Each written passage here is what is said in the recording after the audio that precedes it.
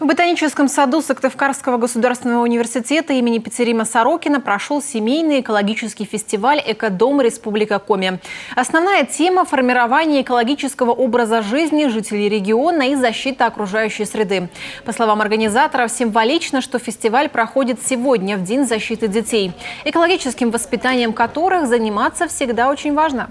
На вот этой площадке замечательной ботанического сада СГУ мы собрали лучшие образцы и практики в сфере охраны окружающей среды, прежде всего популяризирующие раздельное накопление отходов, переработку историчного сырья и создание новых продуктов.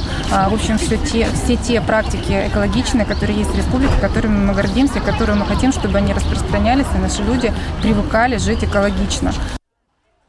Всего было представлено 12 экоточек. Для детей и взрослых были организованы образовательные лектории, площадки по раздельному сбору мусора, мастер-классы по изготовлению сувениров из природных материалов и вторсырья, а также фотовыставка заповедных территорий Коми-края.